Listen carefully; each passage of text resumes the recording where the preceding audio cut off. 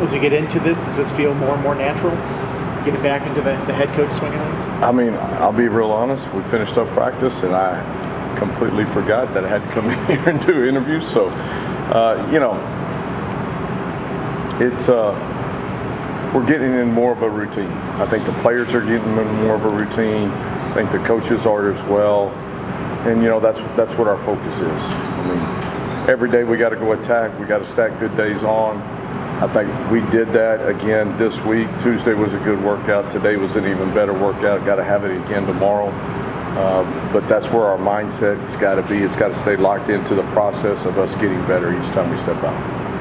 I asked you yesterday about Ashford, Claiborne, their running back, seems to be dynamic. And you guys did a good job with Smothers last week. Is it going to be the same type of mentality against Claiborne this week? Well, it's got to be. I mean, he's very, very talented, in and out of cuts, has had a lot of explosive runs up to this point. And so we've got to do a good job of not only getting a lot of hats to the ball, but making sure that we're getting him on the ground. And when you're in those situations where, hey, it's a one-on-one type tackle, you got to do a great job of really breaking down, bringing hips, and getting him on the ground. But we can't let him get started. We got to have a really good start to that, and we got to get a lot of hats to it. What has changed so dramatically with the rush defense the last couple of weeks, where not a lot of resistance in the Vandy ODU games, then Wofford had negative yards, shut down the ACC's leading rusher last week?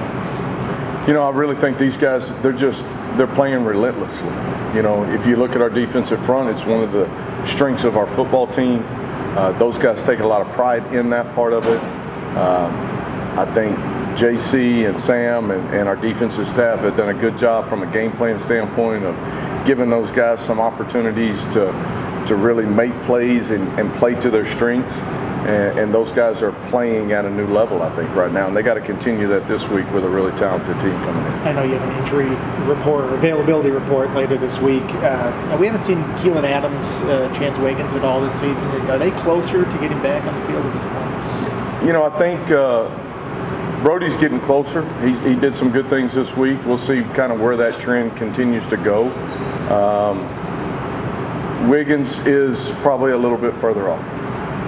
How good do you feel about the offensive line now that Garrett got back? I think Ganem played a couple snaps, I believe, against NC State. Are you seeing them trending in the right direction? Yeah, I think we're trending in the right direction. Obviously, we're not completely healthy yet, but that being said, those guys are doing everything they can to get themselves on the field and stay on the field. It was good to have some of those guys back last week. Obviously, it made a difference. But those guys are so vitally important. Just like you're talking about the D-line, the offensive line is so vitally important to what you want to do, and you got to be able to move that line of scrimmage in the direction you need it to go. Have you had a lot of running backs with a body type of Terrion Stewart? Is he a unique back in that sense? Yeah, he's a unique back in that way. I mean, he provides a lot of power. He's got great quickness. He's hard to tackle. He's got great contact balance. And so that's what makes him unique. And he plays to his strengths, and he did a fantastic job last week. Got to have another type of performance again this week. He remind you of any kind of backs you've had in the past with the way he runs? Some guys have that type of running style, but again, he's unique with just his size and stature and the way he carries it. And he's got really good vision and understands some things. Did a nice job last week of setting up some blocks. And it was good to see him get out in the open and really have an explosive type run like that. He had opportunities before, really close, made a guy miss out in space. Those are the things you want to see him continue to do. We've talked about reliability so much with John Love. Is there a yard line you get to where you, as a coordinator and now interim coach, feel comfortable with him in field goal range? They go out every week. In pregame, depending upon the weather and the wind and the variables that kind of go into that.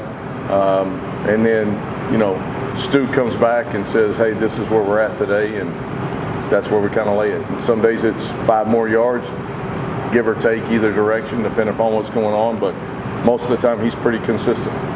When you get Terrion back at full speed, what does that do to the running back rotation? You can add him with Hawk and Carlo. I think we have a really talented running back room, and we've got a lot of backs that bring different things to the table. And so, like we've said from the start, It's kind of running back by rotation, and whoever has the hot hand is going to get more touches. Obviously, last week, Terrion and Hawk kind of carried the majority of the load, but if you look at the week before, PJ had an incredible game, and so those guys are doing a good job of understanding the process. I think it keeps them all healthier, keeps them all involved, but you got to understand there's going to be times where, hey, the game's going to lead towards this area or that area, and we got guys that can fill in those roles. I know games flow in certain situations. When you look back on a game like that one, your running backs had, I think it was 7.4 yards a carry. When you're doing your offensive review, do you go, hey, we got to get these guys more carries if they're averaging going like that in a game? Well, you're always looking at it. Yeah, I mean, like if you're running the ball well, you're probably going to lean that way. But I still think you have to have balance. If you're not careful, you end up just turning around and handing it, and that's great if you're still making yards like that. But one of the reasons you continue to do that is because we're staying balanced and they're not being able to load the box and do the things like that. So there's some give and take into it, but obviously whatever the defense is giving you, you got to continue to keep building on that play. Is that why you emphasize, since you've been here, about having to defend the entire width of the field, that instead of shrinking it with running the ball, you spread them out with a couple passes, and that kind of softens up the defense in the middle? Yeah, I mean, you know, our philosophy has always been we're going to spread you as wide as we can and test you as far as we can. And so when we make them play in space and have to defend the whole field, I think it allows us to do more things and provides areas where we can create explosives and have good throws, good runs, be ahead of the chains, and that's what's important about it.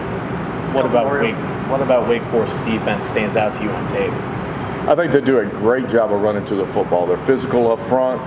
They're hard to move up front. They got a couple of really big interior pieces that make it difficult. They're good with their hands. Their linebackers are playing downhill. They don't give up explosive plays. I think their biggest explosive play of the year came in the first game, kind of on a broken play. And they keep things in front of them. They do a good job of tackling. So they're making you stay patient. They're making you drive the length in the field.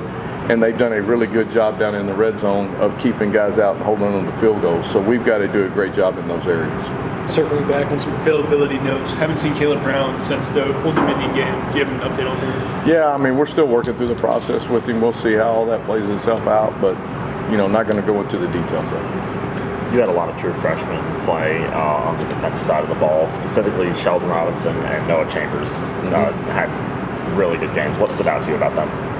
You know, those guys are hungry. They've been biting at the bit to get in. When they got their opportunity to get in, they played very solid. Made some big plays and some opportunities for them to continue to grow. And so, you know, at one point the other night, I think we had 4 freshmen on the field at one point in a game together. And, you know, those guys, they're playing well and they're growing. And so we're going to need that. We're going to need that from a depth standpoint. And those guys have accepted the challenge and they're playing well. What have you liked from your team aggression-wise? I'm sorry? What have you liked from your team aggression-wise? Yeah, I think our guys are really playing relentlessly. They're flying to the football. They're playing with passion. They're playing with energy. Those are the things we keep talking about, and they're carrying that to the field. And so when you do that, that's contagious. And we've got to continue to keep doing that because that's who we are. That's what we're built on. And those guys have been relentless about it. Thanks, Coach. All right, thank you all. Thank you.